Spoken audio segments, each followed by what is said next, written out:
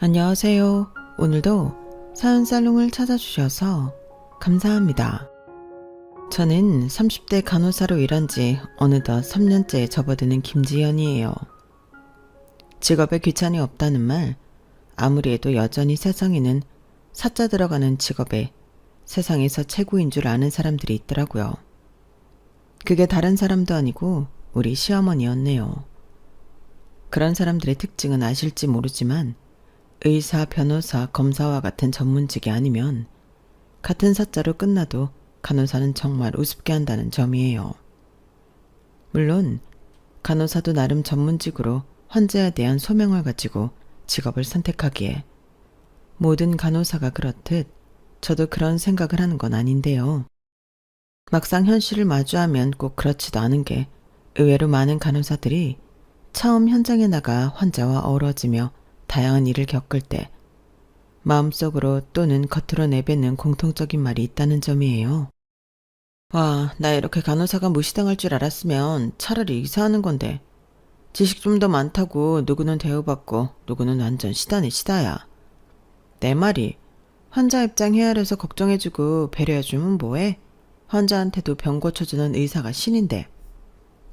업무상 의사와 밀접한 관계를 맺다 보니 의사에게 무시당하고 환자에게 무시당하는 일들이 태반이거든요. 물론 이제는 시선이 많이 바뀌어서 안 그런다고 하지만 아예 0%가 아닌 이상 줄었을 뿐 여전히 그런 시선을 느끼는 건 오롯이 간혹사무시고요. 슬프게도 그건 저희 시어머니도 마찬가지였네요. 그래서 참다 한바탕 업고 나니 속은 시원한데 끝은 좀 찝찝한 그런 마음이에요. 세상 행복하고 둥글게 살고 싶은데 그렇지 못한 사람을 보니 마음이 씁쓸한 거겠죠. 제가 왜 이런 생각을 하는지 제 이야기 한번 들어주세요. 저는 어릴 때부터 아픈 사람을 보는 게 익숙했어요. 아주 어릴 때부터 저희 집에는 늘 할머니가 계셨는데 어느 순간 저와 함께 놀아주고 시장을 같이 가던 모습이 아닌 침대에 누워있는 모습만 기억나요. 거동이 어려우실 정도로 급격하게 나빠지신 건강은 다시 일어서지 못할 정도로 꾸준히 나빠졌고 엄마는 그런 할머니를 지극정성으로 돌보셨죠. 어릴 땐 그게 당연하다고 여기며 자랐어요. 할머니를 간호할 때마다 엄마는 시집을 왔을 때 아무것도 모르는 시절 이야기를 늘 하셨고요. 그때 뭘 알겠어. 20살 갓돼서 시집 왔으니 할 줄 아는 게 뭐 있겠어.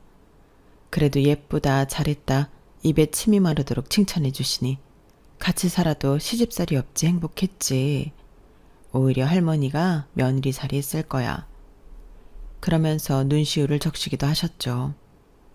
단 한 번도 서운한 말씀을 하시거나 시집살이를 시키는 게 아니라 딸처럼 대해주셨기에 병간호하는 게 전혀 힘들지 않다고 하셨어요. 엄마는 있지. 할머니가 누워있더라도 더 오래오래 사셨으면 해. 그때 그 사랑을 이렇게라도 돌려드릴 수 있다면 엄만 그게 몇 년이든 하고 싶어. 그런 엄마 밑에서 자라서 그런지 저는 기저귀 차고 누워만 있는 할머니와 함께 방을 쓰는 것도 불편하거나 이상하게 생각되지 않았어요. 오히려 할머니가 심심하지 않게 하루 있었던 일을 마치 토크쇼 MC가 된 듯 신나게 말하면서 재미있게 해드리고 싶었던 기억이에요. 그런 유년 시절을 보냈던 전 고등학교에 입학하면서 진로 상담을 할 때 고민도 안 하고 간호사가 되고 싶다는 생각을 하게 되었어요. 많은 사람이 직업을 선택할 때 두 가지를 기준점에 둔다고 해요. 돈 아니면 내가 하고 싶은 일. 만약 할머니가 연로하셔서 건강이 약해진 게 아니라 특정 질병이 있었고 그로 인해 힘들었다면 아마 의사가 돼서 고쳐드리고 싶었다는 생각이 들었을지 모르겠지만 저는 어디까지나 엄마가 할머니를 간호했고 그 옆에서 도왔기에 간호학과로 진학하는 게 돈보다 더 중요한 부분이었어요. 그렇게 간호학과에 들어가고 당연히 적성에도 맞았던 전 수석으로 졸업해 대학병원에 들어갔습니다. 야, 축하해. 우리 기수 중에 대학병원에 들어간 애가 너까지 딱 3명인 거 알지? 올해 유독 신입 간호사 경쟁률이 셌다는데 열심히 한 보람 있네. 축하해. 동기들한테 이야기를 들었을 때 정말 뿌듯했어요. 간호사도 취업에 따라 다양하게 나뉘는데 대학병원에 들어가면 대부분 거기서 끝까지 다니고 대학병원에 들어가지 못하면 동네 병원을 전전하다 개인 병원이나 더 작은 곳을 다니며 큰 월급을 받지 못하거든요. 물론 정년이라고 말하긴 그렇지만 어디든 나이 많은 사람을 쓰는 건 꺼려하니 좋고 큰 병원에 첫 취직하는 건 한창 돈 벌 나이에 더 많은 돈을 벌 수 있게 해주는 건 분명했죠. 특히 대학병원의 경우 간호사들이 꿈꾸는 간호부장까지 마무리하고 은퇴한다는 목표를 세우고 열심히 했어요. 간호사 태움이라고 들어보셨나요? 간호사끼리 벌어지는 무시무시한 신경전 말이에요. 신입 간호사들이 가장 무서워하는 게 바로 이 태움 문화인데 다행히 제가 배치된 병동에는 그런 게 전혀 없었어요. 야, 이번 침대 할아버지 의식 없어. 빨리. 심전도 찍고 산소포화도 떨어져. 아마 응급실이라는 특수한 환경 때문이었을 거예요. 이런 식으로 정말 한순간도 조용할 틈이 없는 곳이었거든요. 워낙 바쁘고 긴급한 상황이 연속으로 터지다 보니 서로 괴롭힐 시간도 여유도 없었어요. 그리고 무엇보다 응급실에서 긴급하게 돌아가는 환자들을 간호하는 게 제 적성에 완벽하게 맞아떨어졌어요. 사실 저도 몰랐는데 저는 조용하고 정적인 것보다 역동적이고 바쁜 걸 훨씬 좋아하는 성격이더라고요. 응급실에서는 한순간에 여러 가지 응급 상황이 동시다발적으로 터져요. 심정지 환자가 들어오는 동시에 교통사고 환자도 실려오고 한쪽에서는 취객이 난동을 피우고 다른 한쪽에서는 아이가 열경련으로 실려오는 상황이 일상이거든요. 그런 혼란 속에서도 우선순위를 정하고 차분하게 판단해야 하는 게 응급실 간호사의 역할이에요. 너 진짜 응급실 체질이다. 처음 보네. 이렇게 빨리 적응하는 애. 처음엔 정말 정신이 하나도 없었어요. 선배들이 하는 말도 무슨 뜻인지 모르겠고 의료진들이 쓰는 용어들도 생소하고 무엇보다 생과 사를 오가는 응급 상황에서 제가 실수하면 어떡하나 싶어서 손이 떨렸거든요. 하지만 시간이 지나면서 복잡한 상황들이 제 머릿속에서 차곡차곡 정리되면서 뭘 해야 하는지 빠르게 판단하고 적응하는 능력이 생겼어요. 마치 컴퓨터처럼 여러 개의 프로그램을 동시에 돌리는 멀티태스킹 능력이 발달한 거죠. 물론 처음이 쉬웠던 건 절대 아니에요. 실무 능력도 전혀 없고 정신없이 돌아가는 응급실 상황에 적응도 못한 상태에서 인원이 없다는 이유로 바로 배치되었을 때는 정말 멘탈이 붕괴될 뻔했거든요. 대학에서 배운 이론과 실제 현장은 하늘과 땅 차이였어요. 아우, 짜증나. 신입 때문에 일이 2배야. 나 땐 안 그랬는데 요즘 애들 하여간 정신머리 없어. 이런 따가운 시선들도 많이 받았어요. 아무리 열심히 해도 선배들 눈에는 느려 터진 신입일 뿐이었거든요. 하지만 저는 포기하지 않았어요. 다른 사람들보다 더 일찍 나와서 미리 준비하고 근무 시간이 끝나도 정리할 게 있으면 시간이 오버되더라도 끝까지 남아서 일하는 근성을 보여드렸거든요. 집에 가서도 의학 용어 공부하고 응급실에서 쓰는 각종 장비들 사용법을 따로 찾아보면서 공부했어요. 너 또 일찍 왔네? 몇 시에 온 거야? 7시요. 어제 못 정리한 거 마저 하려고요. 야, 진짜 성실하다. 요즘 애들 다 시간 되면 칼퇴하는데. 이런 제 모습을 본 선배들이 서서히 마음을 열기 시작했어요. 처음엔 차갑게 대하던 선배들도 점점 이것저것 알려주기 시작했고 실수해도 예전처럼 날카롭게 혼내지 않고 차근차근 설명해 주셨거든요. 그렇게 3년 넘게 응급실에서 버텨내면서 이제는 정말 화목하게 잘 지내고 있어요. 그런 제가 평생을 함께할 사람을 만난 건 바로 그 대학병원에서였어요. 원무과에서 일하는 남자였는데 이 만남이 참 운명적이었어요. 병원에서 일하다 보면 연애하기가 정말 어려워요. 특히 간호사는 3교대 근무 때문에 근무 시간이 완전히 들쑥날쑥하거든요. 오늘은 새벽 6시부터 오후 2시까지, 내일은 오후 2시부터 밤 10시까지. 모레는 밤 10시부터 다음날 아침 6시까지 이런 식으로 말이에요. 그러다 보니 일반 직장인처럼 퇴근 후에 만나서 데이트한다는 게 거의 불가능해요. 더군다나 응급실에서 온전히 기를 다 뺏기고 나면 집에 가서 쉬고 싶다는 생각밖에 안 들거든요. 저보다 3살 연상인 그는 병원에서 오가며 안면을 튼 저에게 분명히 호감이 있어 보였어요. 원무과와 응급실은 층도 다르고 업무적으로도 별로 겹칠 일이 없는데 자꾸 마주치더라고요. 이거 드세요. 피곤해 보이셔서. 아, 고맙습니다. 겹치지도 않는 부서에서 일부러 제 점심시간에 맞춰서 커피를 갖다 줄 이유가 없잖아요. 처음에는 그냥 친절한 선배인가 보다 했는데 2번이 아니라 계속 그러니까 이상하더라고요. 다른 간호사들도 다 눈치채고 있었어요. 야, 너 원무과 그 과장한테 완전 찍혔네. 에이, 그냥 친절한 거 아닐까요? 친절? 야, 제가 다른 간호사한테도 커피 갖다 주는 거 본 적 있어? 없지? 완전 너만 챙기고 있어. 동료들이 그렇게 말하니까 저도 의식하게 되더라고요. 그런데 이상하게 기분이 나쁘지 않았어요. 오히려 조금 설레기도 했고요. 사실 병원에서 일하다 보면 로맨스라는 게 정말 사치처럼 느껴지거든요. 하루 종일 생사를 오가는 환자들만 보다가 집에 가면 녹초가 되어 있는데 무슨 연애 생각을 하겠어요. 그렇게 2주 정도 시간이 지났을 무렵이었어요.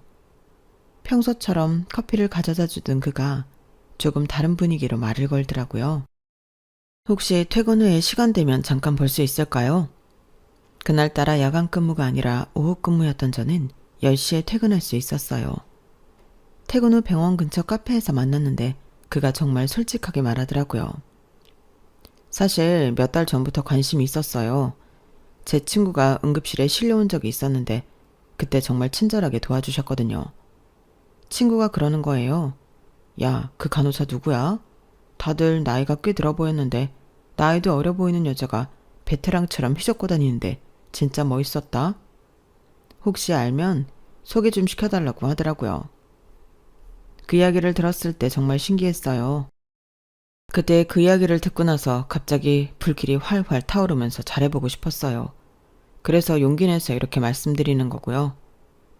그의 솔직한 고백에 호기심이 일었고 그렇게 연인 사이에서 결혼까지 진행하게 되었죠. 하지만 결혼이 무난했던 건 아니었어요. 나름 시월드라고 해야 하나요? 시어머니가 한석격 하시는 분이었는데 그래도 결혼했던 건 남편이 그런 엄마를 등한시했기 때문이었어요. 당신 엄마 성격을 아니까 일찌감치 독립해서 생활했었고 그런 분이라는 걸 인정하며 선을 그었기에 결혼까지 진행할 수 있었거든요. 솔직히 처음에는 시어머니라는 존재 자체가 두려웠어요. 드라마에서만 보던 그런 무서운 시어머니가 진짜 있을 거라고는 생각 못 했거든요. 지연아, 우리 엄마가 좀 특이하셔. 미리 말하지만 귀담아 듣지 마. 어? 그래도 어머니인데 무슨 말을 그렇게 해. 그래, 백문이 불여일견이라고. 만나보면 내가 무슨 말을 하는지 알 거야. 여하튼 괜히 스트레스 받지 말고 대답도 하지 마. 내가 다 알아서 할 테니. 그땐 솔직히 그게 무슨 말인지 이해하지 못했어요. 어떤 자식이 당신 부모를 소개하는데 무시하는 투로 말하지 싶었거든요. 그런데 딱 만나뵈니 무슨 말인지 알겠더라고요. 우리 시어머니로 이야기하자면 정말 대단한 성격인데 첫 인사를 갔을 때 첫 마디가 충격적이었어요. 대문을 열자마자 저를 위아래로 훑어보시더니 한마디 하시더라고요. 정말 영화에서나 나올 법한 상황이었어요. 저는 정성스럽게 준비한 선물까지 들고 갔는데 그런 건 보지도 않으시고 바로 직업부터 물어보셨거든요. 의사가 아니네요? 네?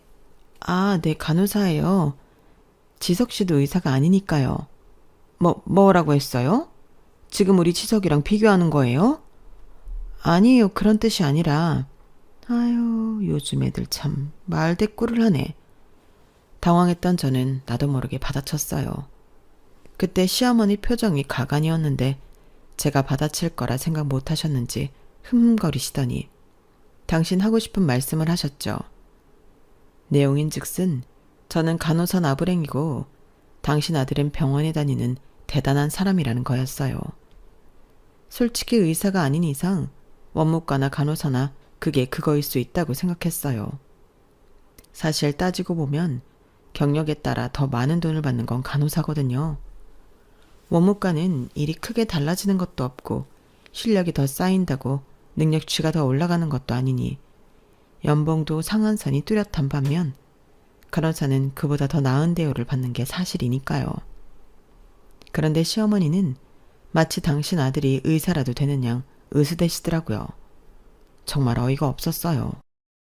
간호사는 그냥 시다 아니에요? 우리 지석이는 원무과 과장이니 공무원이나 다름없는 안정적인 직장인데? 어머니, 간호사도 전문직이에요.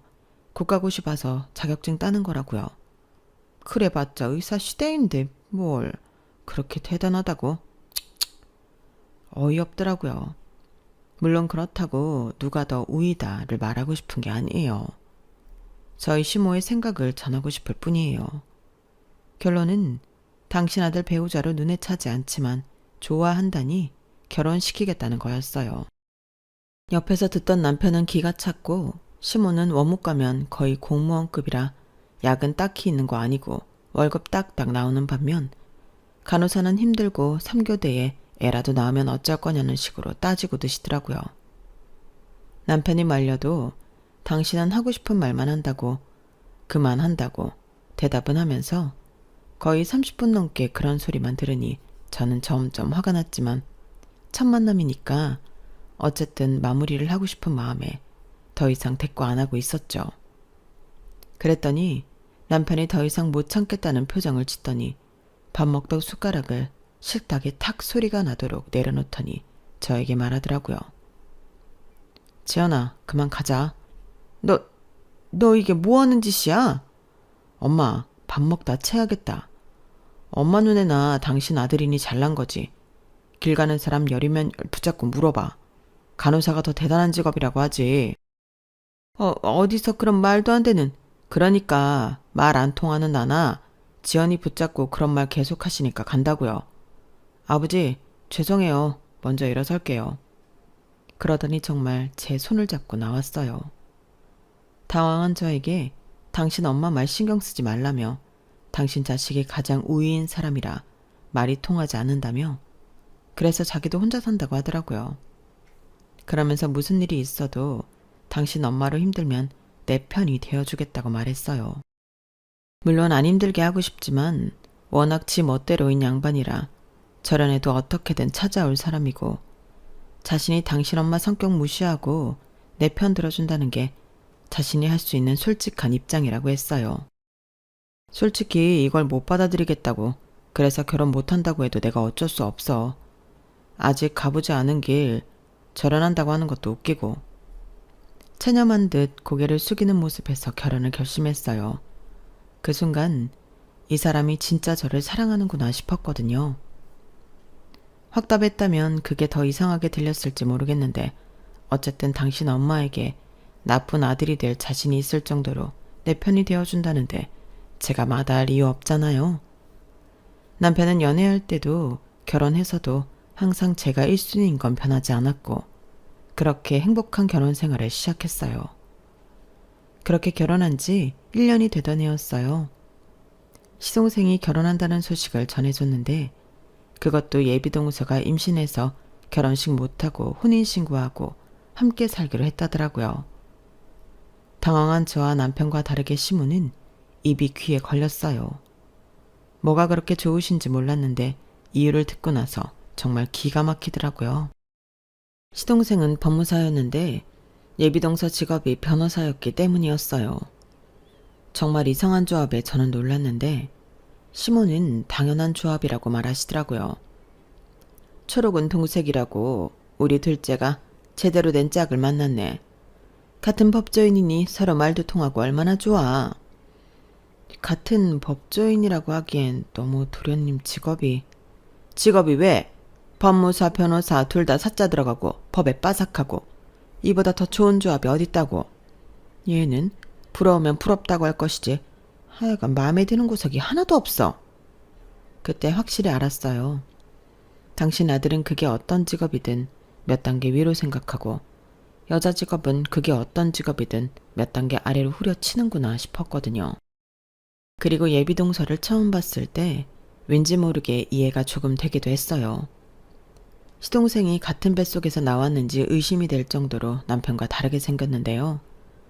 남편은 시모를 빼닮았다면 시동생은 시부를 빼닮았는데 외모와 키 모든 게 다 달랐어요.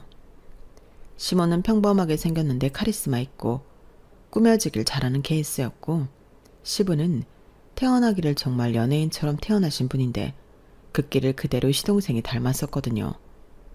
그런데 예상하셨는지 모르겠지만 예비동서는 딱 그 정반대였어요. 변호사라는 직업만 뺀다면 같은 여자로서 이라는 말이 나올 정도로 키도 정말 작고 통통한 정도가 아니라 뚱뚱하고 외모도 솔직히 좀 그랬어요.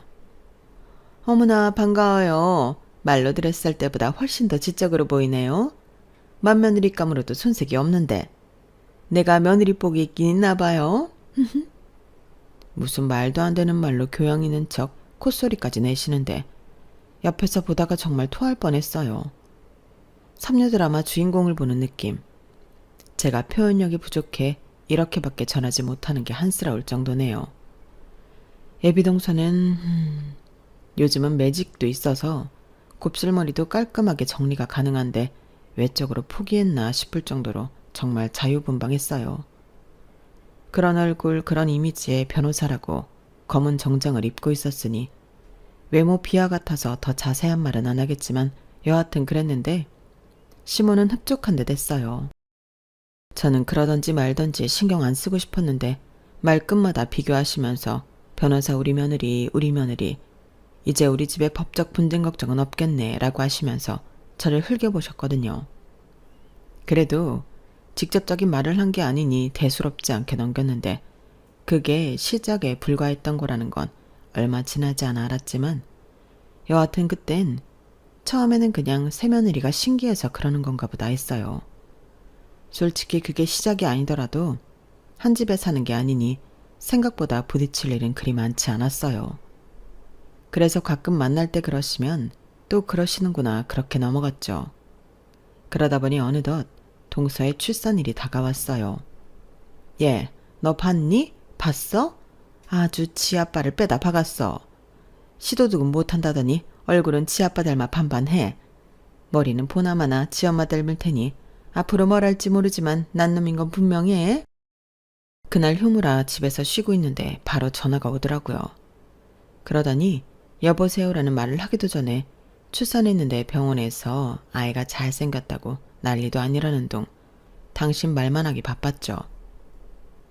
동서 아기 벌써 나왔어요? 예정일보다 빠른 거 아니에요? 누가 아니라니? 어찌나 장군감인지 초음파로 보는 것보다 애가 더 컸어. 그러니 엄마 뱃속이 얼마나 좁았겠어? 제 얘기는 듣고 싶지 않아 하셨고 얼마나 예쁜지 자랑하고 싶어 안달나신 듯 다른데 전화해야 한다며 끊으시더라고요. 그런 모습을 보니 기분이 참 묘했어요. 제가 먼저 결혼했는데 아이를 낳지 못했으니까요. 한편으론 만약 제가 아이를 낳았어도 저렇게 기뻐해 주셨을까 싶은 씁쓸함도 있었네요. 물론 아이를 안 낳으려고 임신을 안 했던 건 아니었어요.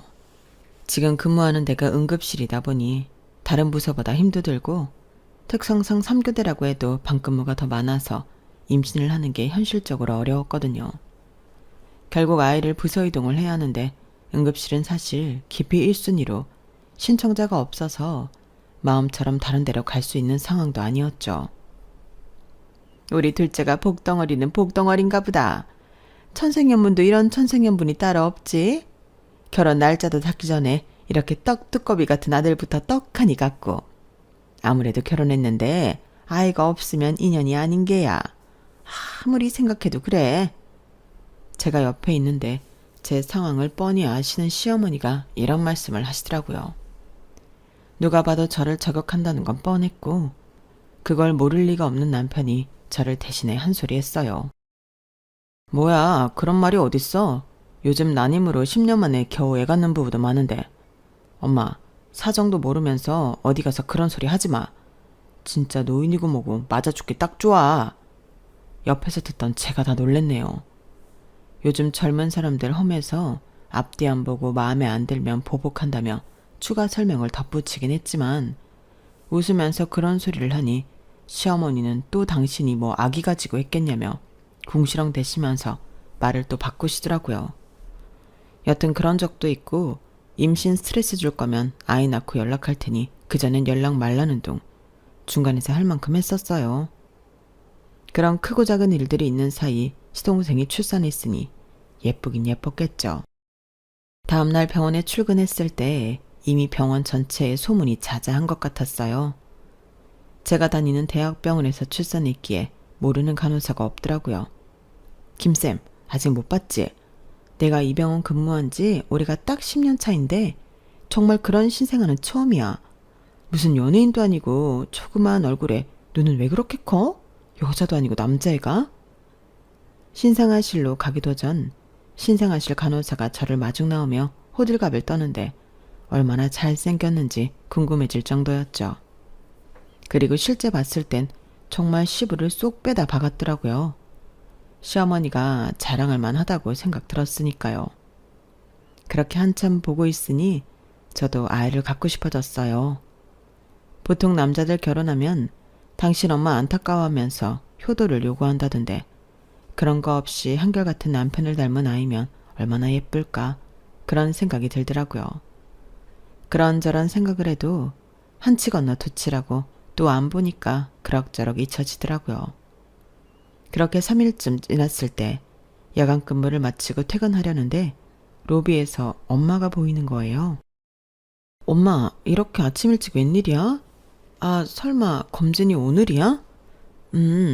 너 야간 근무라서 못 보고 갈 줄 알았는데 늦게 끝났네. 피곤하지? 어여 들어가 쉬어. 뭐 그렇지. 근데 검사실은 그쪽 아닌데 왜 그쪽으로 가? 하도 네 시어머니가 손주 자랑하길래 얼굴 보러. 어이가 없더라고요. 여기저기 자랑 전화할 거라고 생각은 했었지만 그 대상에 저희 엄마가 있었다는 건 정말 예상 밖으로 황당했거든요. 그래서 오전에 조리원 간다고 했으니 아마 신생아실에 없고 동서가 입원한 병동으로 갔을 수 있다고 말했어요. 괜히 헛걸음치게 만들고 싶지 않았으니까요. 아쉽네. 하도 잘생겼다고 해서 얼굴 좀 보려 했는데 나중에 또 보면 되지 뭐. 아쉽긴. 그래, 얼굴 봤으니 가서 얼른 쉬어. 엄마도 검사 받으러 갈게. 그렇게 인사를 하고 엄마와 반대 방향으로 걸어가려는데 엄마 전화 벨소리가 울리는 거예요. 그런데 그거 아시죠? 그게 뭐 들으려고 하는 것도 아니고 전화가 왔구나 하고 전체 걸음을 한 발자국 더 뗐는데 엄마가 전화 받는 소리에 가던 길을 멈추고 뒤돌아보게 되었어요. 네, 사돈 안녕하시죠? 아침 대바람부터 엄마에게 전화한 사람이 다른 사람이 아니라 바로 저희 시어머니였거든요. 무슨 일로 전화를 했지 싶은 마음에 뒤돌아 엄마에게 다가갔어요. 엄마는 전화가 왔다는 신용을 하며 가던 길로 걸어가려고 하셨고 전 그런 엄마를 멈추게 만든 후 수화기 옆에 귀를 가져다 댔죠. 대체 무슨 헛소리를 하려고 전화했나 싶었으니까요. 엄마는 당황하신 듯 저를 밀쳐내면서도 아무렇지 않게 전화를 받으셨죠. 그럼 안녕하죠. 바쁜데 전화한 건 아니죠? 네, 말씀하세요. 다름이 아니라 저희 둘째 산후조리원에 오늘 들어가요. 네, 들었어요. 오늘 퇴원하고 산후조리원에 가신다고. 엄마 말에 그새 저와 이야기했었냐며 호탕하게 웃으시더니 그럼 이야기가 더 쉽겠다며 되게 당당한 목소리로 말씀을 꺼내시더라고요. 네, 그 산후조리원이 사돈네랑 가깝더라고요. 그래서 말인데 미역국 좀 부탁할게요. 네? 뭘 놀라고 그래요. 애 안 낳아보신 것도 아니고. 산모 먹는 미역국이요. 집도 가까우시니 끓여서 가져다 달라고요. 그러더니 어처구니 없는 말씀을 하시더라고요. 저희 엄마가 식당 일을 하셨던 것도 아니고 초등학교 선생님 은퇴하시고 여전히 누굴 가르치는 게 재미있다고 치매 관련 자격증 따셔서 노인 대상으로 강의도 하시거든요. 그러니까 노는 사람 아니고 여전히 사회활동하며 바쁜 사람한테 동서 산후조리원과 가깝다는 이유 하나로 미역국을 끓여오라니 이게 말이 되는 게 아니잖아요. 그건 다행히 엄마 생각도 마찬가지신 것 같았어요. 아니 사돈, 아무리 집이 가까워도 그렇지 제 며느리도 아닌데 제가 왜요? 왜긴 왜요? 돈 못 버는 딸 대신한다고 생각하세요. 그러면 되는 거 아니에요? 그 소리를 듣는 순간 제가 눈이 뒤집혀졌어요. 전화기를 빼앗아 한 소리 하려는데 엄마가 제지하시더라고요. 일단 알겠어요. 다시 전화 드릴게요. 그러더니 급하게 전화를 끊으셨죠. 아마 제가 일을 크게 벌릴 거라고 생각하신 듯 괜한 소리 오가고 언성이 높아지기 전 통화를 종료하는 게 최선이라고 생각하시는 것 같았어요. 진정해, 여기 병원이야. 너 여기서 큰 소리 내면 병원 사람들 다 알고 네가 곤란해진다고. 엄마가 저를 붙잡고 어디 앉아서 이야기하자고 말씀하셨지만 저는 올라오는 화를 누르기 어려웠죠. 진짜 하다하다 정말 별 거지 같은 일까지 다 당하는구나 싶은 마음 아세요? 어이가 하도 없으니 실성한 듯 웃음까지 나더라고요. 그래서 생각했죠. 그래, 눈이이. 말로 해서 안 들어 처먹는 인간들에겐 똑같은 수준으로 대갚아줘야겠다고 말이에요. 엄마, 내가 알아서 할게. 엄마가 신경 쓰지 마. 미역국 끓여달라는데 끓여주면 되는 거지. 군소리 안 하고 내가 대신 끓여다 줄 테니까 엄만 그런 줄 알아. 그리곤 차분하게 말했어요. 다시 전화할 것도 없고 제가 끓여서 배달해 준다고요. 엄마는 제 말이 못 믿어온 듯 했지만 제 표정이 심상치 않음을 느끼시곤 더 이상 아무 말씀하지 않으셨죠. 다음날 아침부터 저는 미역국을 한 솥 끓이고 있었어요. 미역국 끓일 때 소고기나 해산물 각종 재료를 다양하게 넣는 게 아니라 정말 싼 미역을 사다가 왕창 끓였죠. 물론 이왕 동서 가져다 줄 거 정성껏 끓이지 그랬냐고 말씀하시는 분이 계실지 모르겠지만 제가 끓인 미역국은 동서에게 줄 게 아니라 시어머니에게 줄 복수의 시작이었어요. 그러니 다양한 재료를 아깝게 넣을 필요가 없었고 당연히 소금이나 간장 간 같은 것도 안 했어요. 미역이 불어서 한솥국이 될 때까지 지켜보면서 어떻게 어떤 말을 꺼낼까 머릿속을 차분하게 정리할 뿐이었죠. 어머니, 엄마한테 말씀하셨던 미역국 제가 끓였는데 조리원으로 가져다 드리면 될까요? 아니야, 집으로 가져와. 네가 끓였다니까 맛없던지 봐야겠다. 그것조차 어이없더라고요. 불난데 기름 붓는다고 말 한마디로 누구는 천냥빚도 갚는다는데 시어머니는 제가 어떤 생각, 어떤 마음으로 끓였는지 묻지도 아니 궁금해하지도 않으신 채 빚만 더 만들고 말으셨죠. 그러면서 고상한 척 무슨 요구를 해도 안 들어줄 것처럼 굴더니 사돈한테 말하니까 고분고분하다면서 은근히 당신 이겼다는 우월감에 빠지신 것 같았어요. 그러더니 결국 전화를 끊기 전 한마디 덧붙이셨죠. 그래, 원래 돈 못 벌면 몸이 좀 고대도 정성 아니겠니? 그러던지 말던지 저는 복수의 칼날을 품은 채 시어머니 집으로 향했어요. 미역국 한 솥 들고 가면서 마음속으로는 이미 계획을 다 세워놨거든요. 오늘 한번 제대로 정리하고 가자는 생각이었어요. 시어머니는 반기며 문을 열어주셨는데 정말 기분 좋아하시는 게 얼굴에 다 써져 있더라고요. 아마 자기 말 한마디에 며느리가 고분고분 미역국까지 끓여왔다고 생각하셨겠죠. 어머, 우리 큰며느리가 친히 왔네. 들어와 들어와. 네 어머니, 미역국 많이 끓여왔어요. 그래 이제 네가 우리 집 큰며느리답구나. 안쪽으로 어서 들어오라며 현관문을 열더니 거실 자리를 비켜주시더라고요. 제 손에 들린 들통 가득 들은 미역국을 보시며 만족하시면서요. 그러면서 간이 어떨지 소고기로만 이렇게 많이 끓이지 말고 해산물과 반반 나누지. 머리가 나쁘면 몸이 고생한다는 둥 정말 그 짧은 사이에 별의 별말을 다 하시더라고요. 아, 너 이게 무슨 짓이야? 신발을 벗지도 않고 그런 시어머니 바로 발 아래로 아침에 끓여 아직도 뜨거운 미역국을 다 부어버렸어요. 상당한 양인지라 쏟아지는 미역국에 시어머니는 놀라 길길이 날뛰기 시작하시면서 소리까지 지르시더라고요. 그 모습을 보는데 어찌나 통쾌하든지 그동안 쌓인 스트레스가 한순간에 다 풀리는 기분이었죠. 나 당신 때문에 더는 못 살겠어. 나 이혼할 거야. 그 이유는 다 당신 때문이고. 이혼 서류를 남편이 아닌 시어머니 면상에 던졌어요. 그동안 시어머니가 은근 비교하면서 스트레스 주었던 것들을 고스란히 녹음하고 있었거든요. 이런 게 이혼 사유가 된다고 하도 TV나 사연 등 여기저기서 떠들어대니 이혼을 생각하고 준비한 건 아니었지만 나중에 저한테 유리하게 작용할 거라는 건 막연하게 알았던 것 같아요. 아무리 남편이 내 편이라고 해도 이렇게 감당 안 되게 들쑤시고 다닌다면 정신 건강에 좋지 않은 건 분명했으니까요. 정 안 되면 갈라서던지 아니면 연애 때 남편이 등지는 건 모르겠다고 말했던 걸 실행에 옮기게 하든 이젠 갈았던 칼을 뽑아야 할 때라고 생각했던 거예요. 뭘 해? 그리고 두 번째로 던진 건 그동안 시어머니가 친척들을 끌어서 우리 병원에서 검진이나 이런 걸 받게 만들면서 가족 할인을 받게 만들었던 목록을 정리한 거였죠. 이건 또 뭔데? 이걸 뭐 어쩌라고? 그간 받은 혜택 다 토해내세요. 이혼하면 당신이랑 다 남남인데 그동안 혜택 당연히 부당이득이고 소송한다면 당연히 받게 되는 거 시간 끌지 말고 양심껏 토해내세요.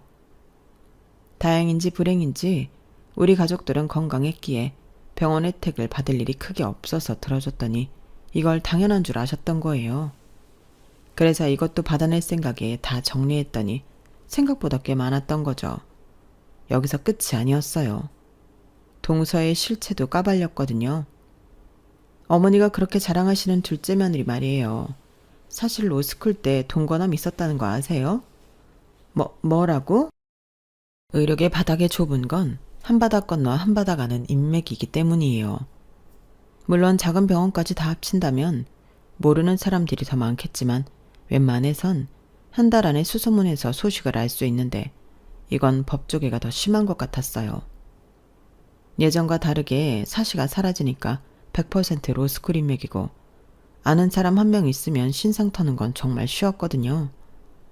의도하지 않게 우리 병원에서 동서가 아이를 낳으면서 동서에 대한 신상을 듣게 되었던 거예요. 중산층이라 평범했고 동선의 부모님은 당신 따님 얼굴을 아는지 성실한 시동생과 결혼하는 걸 반겼는데 거기엔 사실 숨기지 못할 과거가 숨겨져 있었던 거죠. 동서가 로스쿨 다니면서 사실혼 관계에 남자가 있었다고 학교에서 아주 소문이 자자했는데 연상인 동거남이 졸업하자마자 대형 로펌에 들어가면서 멀어졌고 그로 인해 힘들어했다는 거예요. 너 그 말 거짓이면 내가 명예훼손죄로 고소할 거야. 둘째 변호사인 거 알고 헛소리하는 거지? 변호사인 동서가 더 잘 알겠죠. 그래서 학벌이나 이런 것보다 보기 좋은 외모가 출중한 사람을 상대로 작정하고 들이댔다고 하더라고요. 상대적으로 조건이 모자라면 변호사라는 직함 하나로 괜찮을 거라 생각했고 그게 시동생이었던 거죠.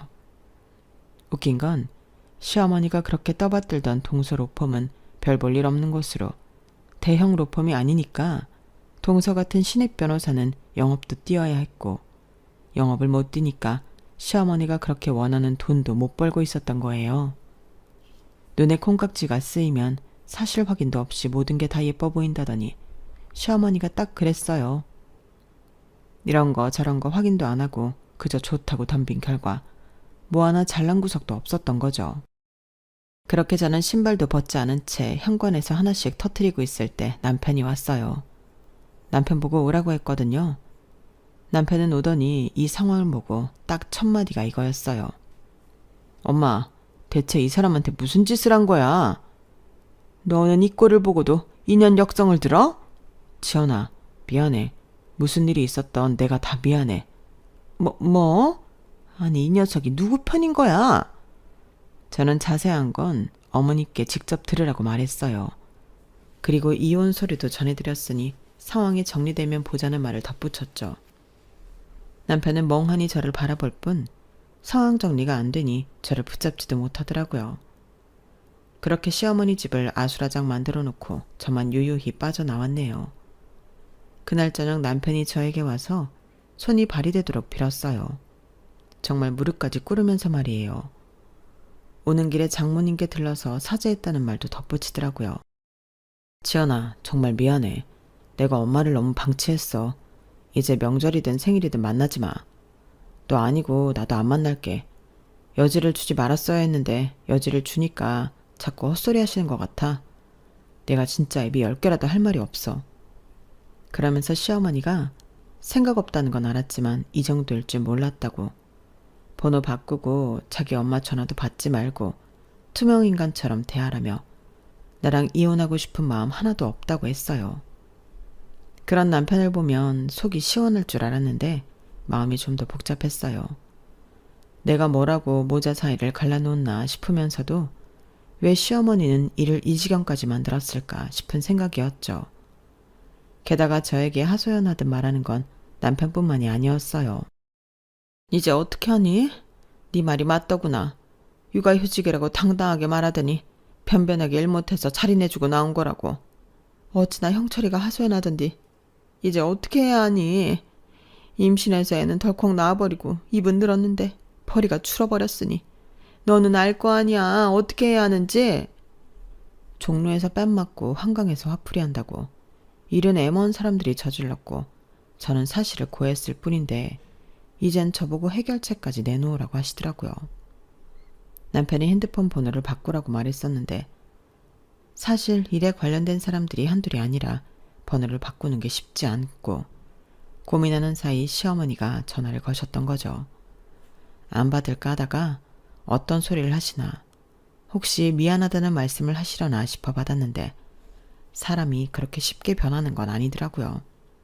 역시나 시어머님이 시어머님 짓 하신 거죠. 형, 나 진짜 어떻게 해야 해? 네가 싼 똥 네가 치워. 그게 어른이야. 하지만 집퇴 출금이. 그럼 처음부터 왜 무리했어? 변호사 믿고? 시동생의 남편에게 전화해 징징거리기도 했는데 남편이 정신 차리고 자식 책임지고 키우는 게 네가 할 일이라며 동서는 어쩌면 처음부터 변호사 따위 할 생각 없었을지도 모르니 평생 외벌이 각오하라고 말하더라고요. 정말 남편다운 말이라고 생각했어요. 결국 시동생은 신혼집을 정리하고 시어머니네로 들어갔어요. 대출받아서 무리해서 서울 중심가에 얻었는데 외벌이로 대출금, 원금 감당이 안 되니까요. 시어머니 집에서 먹고 자는 등 동서에게 뭐라고 해보라고 난리도 친다는데 동서도 강적인 게 육아휴직이라며 휴직 끝나면 그때 할 테니 잔소리 말라고 했다고 해요. 시동생이 그런 집에 들어가기 싫다고 퇴근 후 우리 집에서 하소연하면서 모든 소식을 전해주는데 그저 기가 찰 노릇이었어요. 남편은 그때마다 집에 들어가라고 안 듣고 싶으니 소식 전할 거 없다고 내쫓기도 했는데 그래도 상관없다는 듯 오는 시동생을 보면 누굴 닮았는지 너무 뻔해서 웃음이 다 날 정도예요. 집에 가기 싫다니까. 내가 또 다른 데 가봐. 편하게 노는 게 말이 되냐? 아주 바가지 긁는다니까. 그래도 형네 왔다고 하면 별말 안 하니까. 나 1시간만 더 있다 갈게. 어? 남편이 시어머니한테 아주 제대로 윽박질렀는지 어느 순간부터 시어머니가 저에게 전화하는 일이 없더라고요. 오히려 친척들에게 전화가 오면서 시어머니가 요새 어떻게 지내는지 상황을 전해 듣고 있네요. 그간 돈 못 번다고 무시했던 제 덕에 가족들이 병원 혜택 받고 그래도 명절이나 생일마다 명품 가방이나 돈백씩 받던 용돈 싹 끊기니까 친척들에게 죽는 소리 하는 모양이에요. 하지만 친척들도 그런 시어머니 성격을 알고 있으니까 저에게 뭐라고 안 하고 잘했다는 말만 해요. 오히려 저보고 고생 많았다면서 이해해 주시더라고요. 사실 친척들 사이에서도 시어머니가 유명했던 것 같아요. 누구든 자기 자식이 최고라고 생각하시는 분이라고요. 그래서 저한테 그런 식으로 대하는 것도 다들 예상하고 계셨던 거죠. 지금 생각해보니 정말 웃기는 일이에요. 혼자서만 모르고 계셨던 거네요. 친척들이 다 알고 있는 당신의 성격을요. 웃긴 건 평소 조용하시다고 생각했던 아버님이었어요. 저는 그동안 아버님도 무언의 동조라고 생각했거든요. 그런데 아니었어요. 미안하다. 헛소리하는 거 알았지만 나도 워낙 당한 게 많은 사람이라 말 섞기 싫어서 가만히 있었는데 이런 짓을 할 줄은 정말 몰랐다. 그동안 용기가 없어서 이혼을 못하고 있었는데 이번 일로 알았다. 더는 나도 똥물에 뒹굴기 싫다. 저에게 어느 날 전화하셔서 그러셨죠. 그래도 힘든 순간 함께 보낸 사람에 대한 의리로 참고 살았는데 이젠 더 이상 참기도 싫고 그런 소리 듣기도 싫다고요. 시어머니는 이 와중에 생각지도 못한 이혼장을 받고 멘붕이 오셨다고 하더라고요. 우리 집 새로운 앵커 시동생이 와서 전해주었죠. 그래서 어떻게 되었냐고요? 이혼 도장 안 찍어주시니 소송까지 가는 건 또 피곤하시다고 별거를 선언하셨고 부부도 이혼도 아닌 그런 상태로 지내세요. 시어머니는 그렇게 잘났다고 말하던 동서 뒷바라지에 조카까지 키우시며 한탄하는 게 일상이라고 하고요. 아직도 직업에 귀천이 있는 줄 알고 무시하는 사람이 있다면 참 이런 상황을 어떻게 봐야 할까요? 좋은 일이 한 번에 생기려는지 시어머니와 등진 게 좋은 일이라고 말하는 게 좀 그렇지만 여하튼 지난주에 일반 병동으로 옮겨져서 마음 편하게 임신 준비를 할 생각이에요. 응급실에서 벗어나니까 정말 마음이 한결 가벼워지더라고요. 이제는 진짜 아이도 가질 수 있을 것 같고 시어머니 스트레스도 없으니까 정신 건강에도 훨씬 좋은 것 같아요. 앞으로 행복한 일만 생길 바라며 마무리하겠어요. 사실 이런 일을 겪고 나니까 오히려 남편과 더 끈끈해진 것 같아요. 남편이 정말 저를 사랑한다는 걸 확실히 알게 됐거든요. 자기 엄마를 완전히 등지면서까지 제 편을 들어준 거니까요. 요즘엔 그 사람 닮은 아이가 얼마나 사랑스러울까 상상하며 지낸답니다. 끝까지 들어주셔서 감사하고 모쪼록 행복하세요. 여러분, 사연 댓글에 응원과 현명한 조언 부탁드려요. 좋아요와 구독은 저에게 큰 힘이 됩니다. 오늘도 좋은 일 가득하세요.